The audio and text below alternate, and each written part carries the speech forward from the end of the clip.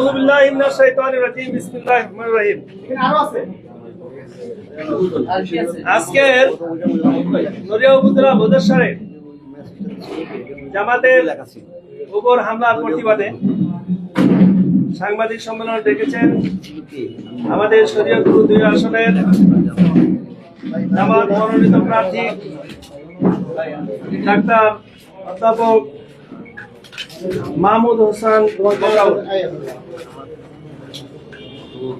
সম্মানিত সাংবাদিক ভাইরা, আমাদের আজকে এই অনুষ্ঠানে উপস্থিত আছেন বাংলাদেশ জামাত ইসলামী শরীয়তপুর জেলা শাখার সম্মানিত আমির অধ্যক্ষ মাওলানা আব্দুর রব হাশিমি। আমার বাম পাশে আছেন জামাতের জেলা সেক্রেটারি মাওলানা মাসুদুর রহমান। এরপরে আছেন অ্যাসিস্ট্যান্ট সেক্রেটারি শরীয়তপুর জেলা শহীদুল ইসলাম।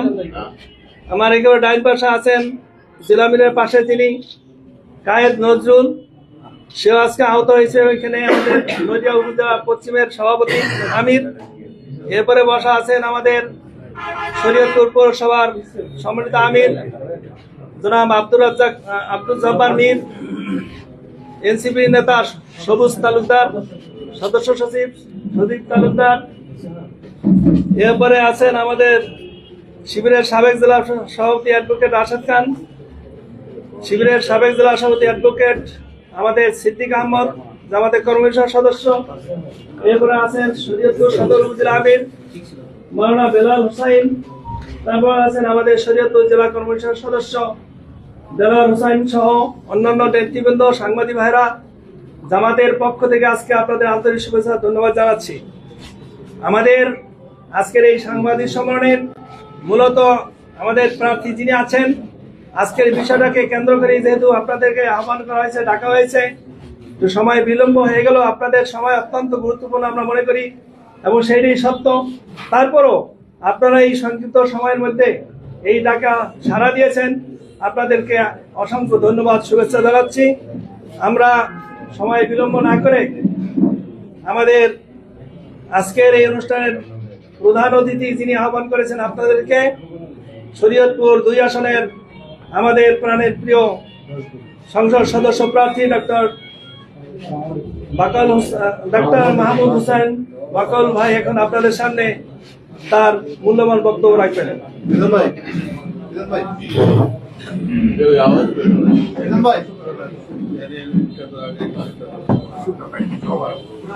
সাংবাদিক বৃন্দ, আসসালামু আলাইকুম ওয়া রাহমাতুল্লাহ।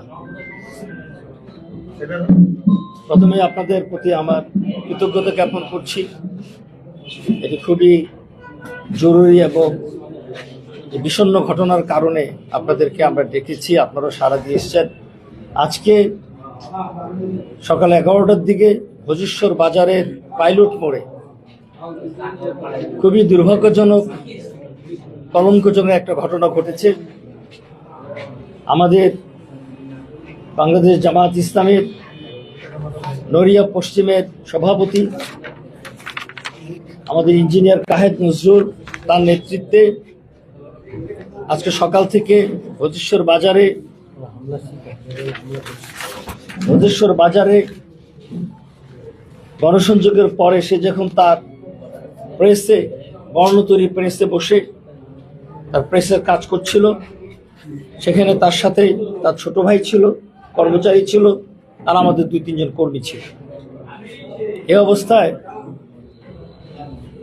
বিএনপি, ছাত্রদল, যুবদল, এই সংগঠনগুলোর বেশ কয়েকজন নেতা কর্মী সেখানে হাজির হন। হাজির হয়ে তাদের সাথে বাকবিতণ্ডা শুরু করে। তাদের ইস্যু ছিল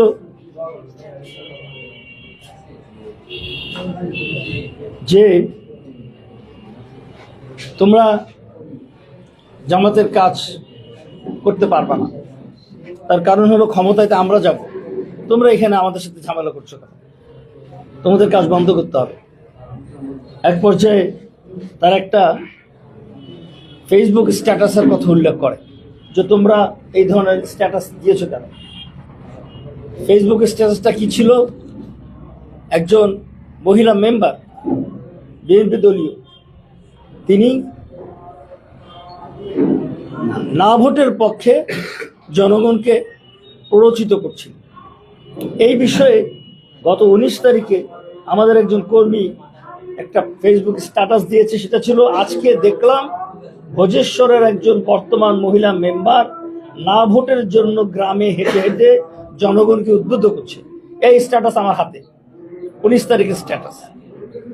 এটা ছিল তাদের ইস্যু। এটা কেন দিয়েছে? দিয়ে তারা আমাদের নেতার সাথে খুবই বাজে ব্যবহার, গালিগালাজ।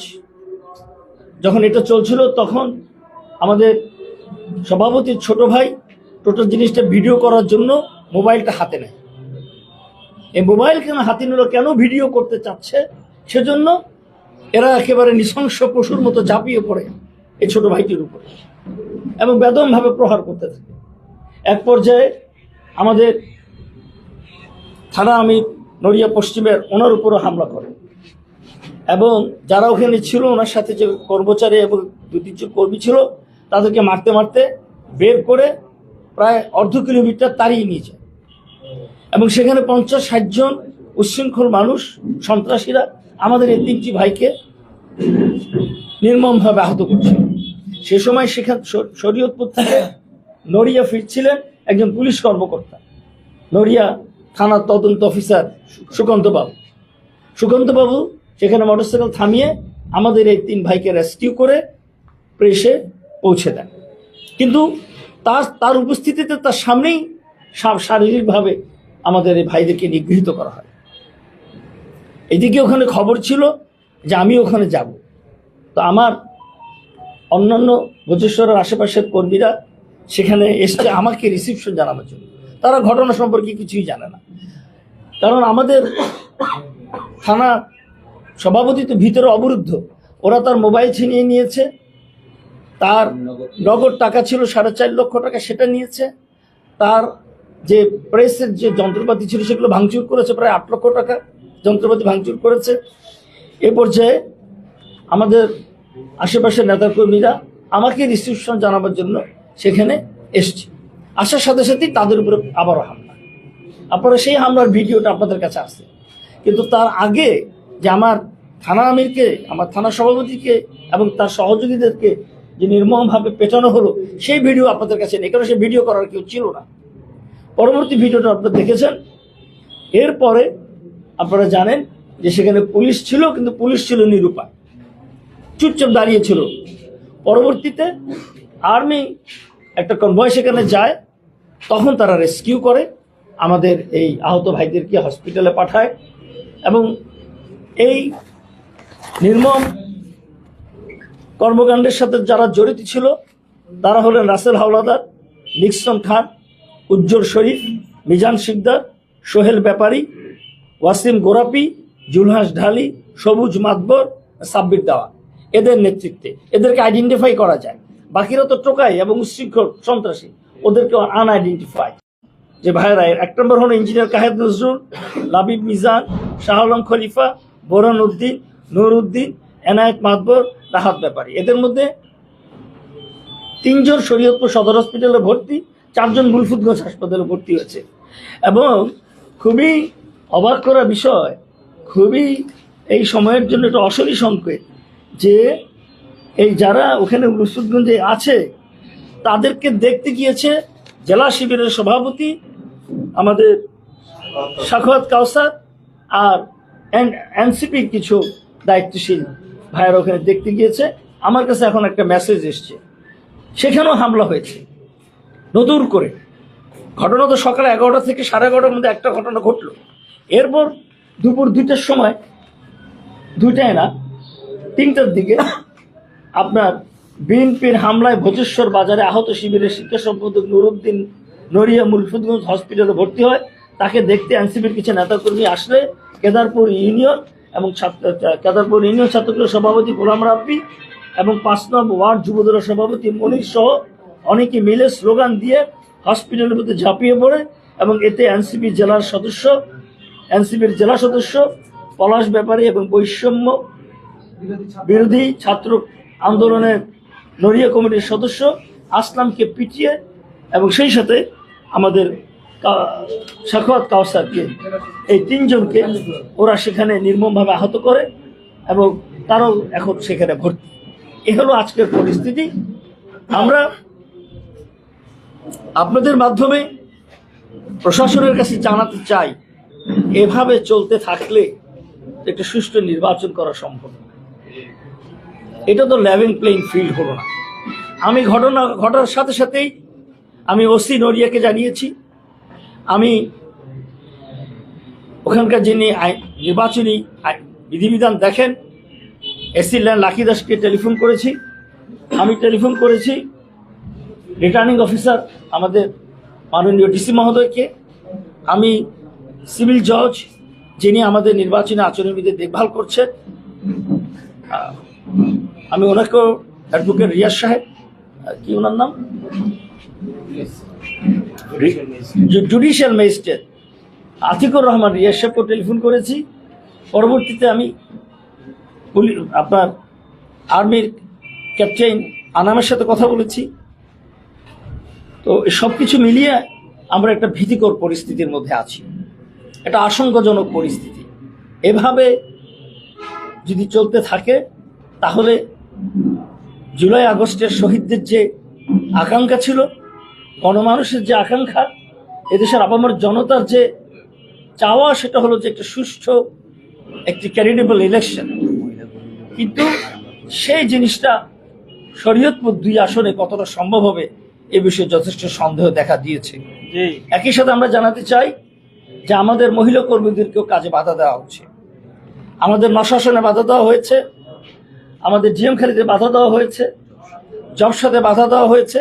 প্রতিটি জিনিস আমরা প্রশাসনকে জানিয়েছি এবং কালকে ভেদরগঞ্জ উপজেলা প্রশাসন এই বিষয়ে একটা ফয়সালার জন্য দুপক্ষকে ডেকেছে, আপনারা খবর পেতে পারবেন, জানবেন। এই ঘটনাগুলো একের পর এক ঘটে যাচ্ছে। রাজনগরে আমাদের অফিসে তালা দেওয়া হয়েছে, আমরা নড়িয়া প্রশাসনকে জানিয়েছি, কোনো ব্যবস্থা গ্রহণ করা হয়নি। এ হলো সার্বিক পরিস্থিতি। আমরা নিয়মতান্ত্রিকভাবে রাষ্ট্রের আইনের প্রতি শ্রদ্ধাশীল থেকে সবকিছুর সমাধান চাই। আমরা নিজেরা আইন তুলে নিতে চাই না, আমরা বিশৃঙ্খলার পক্ষে নই, কিন্তু এভাবে চলতে থাকলে দেয়ালে আমাদের পিঠ থেকে যাবে। আমি তখন আমাদের নেতা কর্মীদের কতটা সামাল দিতে পারবো সে বিষয়ে আমার যথেষ্ট আমি সন্দিহান। সেজন্য আপনাদের মাধ্যমে আমি প্রশাসনকে জানাতে চাই যে এই অবস্থার অবসান হোক, সকলকে আইনের আওতায় আনা হোক। আমি যাদের নাম বলেছি এরা সন্ত্রাসী, এরা বিভিন্ন রাজনৈতিক দলের পোর্টফোলিওধারী, কিন্তু বেসিক্যালি এরা হলো সন্ত্রাসী। এরা মানুষের মর্যাদা বোঝে না, রাজনীতির গ্রামার বোঝে না। ফেসবুকে একটা স্ট্যাটাস দেওয়া হয়েছে, সেটা ফেসবুকে প্রতিবাদ করুন। সেটার জন্য যে দিয়েছে তাকে কিছু না বলে নেতাকর্মীদের উপর হামলা করা কেন? আপনাদের মাধ্যমে আমরা জাতির বিবেকের কাছে প্রশ্ন রাখছি এবং আমরা আশা করি আপনারা সকলে মিলে সজাগ প্রহরীর দায়িত্ব পালন করবেন। মিথ্যা তথ্য উপস্থাপন থেকে আপনারা নিশ্চয়ই আপনারা নিজেদেরকে সেভ করবেন, জাতিকে বিভ্রান্তমূলক কোনো তথ্য আশা করি আপনাদের কাছ থেকে যাবে না। এবং আমি প্রশাসনকেও বলছি যথাযথ ব্যবস্থা গ্রহণের জন্য।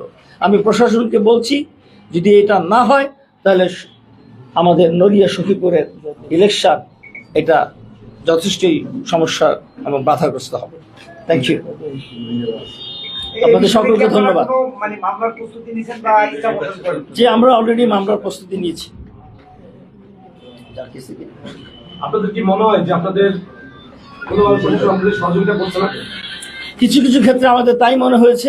আমরা ইতিমধ্যেই জানিয়েছি পুলিশ প্রশাসনের বিভিন্ন জায়গায় যথোপযুক্ত ব্যবস্থা আমরা ইতিমধ্যে দেখিনি। আমরা মনে করি বিশেষ করে পুলিশ প্রশাসন যেন কিছুটা পক্ষপাতের দিকে ঝুঁকে যাচ্ছে। সেক্ষেত্রে আমাদের দাবি হলো নিরপেক্ষ, প্রফেশনাল এবং অভিজ্ঞ, যাদের মেরুদণ্ড সোজা, যারা দুর্নীতিকে প্রশ্রয় দেয় না, যারা নিজেরা দুর্নীতিতে আক্রান্ত না, এমন অফিসারদেরকে সখীপুর, নড়িয়া এবং জেলার দায়িত্বে দেওয়া হোক। এটি আমাদের সিএসির কাছে, মাননীয় সিএসি মহোদয়ের কাছে এই মুহূর্তে এটাই আমাদের দাবি। আসসালামু আলাইকুম, আমি কাজী মনিরুজ্জামান, টেলিভিশনের রিপোর্টার। এই যে স্ট্যাটাসটা দিয়েছে বিএনপির অভিযোগ, তারা এ ধরনের কোনো কথা বলেননি বা কর্মকাণ্ড করেননি। এর বিপরীতে আপনাদের কোনো তথ্য প্রমাণ আছে কিনা? বিএনপিতে স্ট্যাটাস দেওয়ার প্রশ্ন নাই। আমাদের এক কর্মী একটি স্ট্যাটাস দিয়েছে, সেজন্য আমাদের নেতাদের উপর হামলা হয়েছে। বিএনপির স্ট্যাটাস নিয়ে তো কোনো কথা আমরা বলছি না। আমরা স্ট্যাটাসকে কেন্দ্র করে এই সংঘর্ষ, সেই স্ট্যাটাসটা তারা দেয়নি, তারা তো দিবে না। আপনারা বলছেন দিচ্ছে, এই কারণেই আপনি ভুল বুঝেছেন জনাব, আপনি বুঝতে ভুল বুঝেছেন। আমি বলেছি 19 জানুয়ারিতে আমাদের এক কর্মী একটা স্ট্যাটাস দিয়েছে যে আমরা দেখলাম একজন মহিলা মেম্বার, আজকে দেখলাম ভোজেশ্বরের একজন বর্তমান মহিলা মেম্বার না ভোটের জন্য গ্রামে হেঁটে হেঁটে জনগণকে উদ্বুদ্ধ করছে। এই স্ট্যাটাস দিয়েছে আমার কর্মী, আমি দায়িত্ব নিয়ে বলছি। এইটা কেন দিল? ওই মহিলা মেম্বার বিএনপির লোক। এটা কেন দেয়া হয়েছে? সেজন্য এই কর্মীর যারা নেতা তাদের উপর হামলা হয়েছে। তিনি যে কাজ করছেন এটা কোনো প্রমাণ আছে? সে প্রমাণ আমরা দিয়ে দেবো যদি উনি চান। আচ্ছা, প্রমাণ দেওয়ার জন্য কি গায়ে হাত দিতে হয়? না, সেটাই ওনারা দাবি করছেন বিএনপি নেতারা। এটা যদি ভুল হয়ে থাকে এই তথ্য, তাহলে ওনারা ফেসবুকে সেটার জন্য প্রতিবাদ করবেন। যার নাম এটা গেছেন কোনো নাম উল্লেখ করা হয়নি যে কে এটা করেছে। তারপরেও কেউ যদি নিজে থেকে মনে করেন যে এটা আমাকে ইঙ্গিত করে করা হয়েছে, তিনি মানহানির মামলা করবেন। তিনি আপনার যা কিছু আইন কানুন আছে সেখানে এগোবেন। তিনি কি মানুষ লেলিয়ে দেবেন আরেকজনকে আহত করার জন্য? এবং ব্যবসা প্রতিষ্ঠানে যে হামলা করে ব্যবসা প্রতিষ্ঠান ক্ষতিগ্রস্ত করা, মানুষের সাধারণ জীবিকা ব্যাহত করা, হুমকি দেওয়া, এটা কি কোনো সাধারণ বিবেকের কাজ হলো বলেন? আর কোনো প্রশ্ন আছে আপনাদের? Thank you.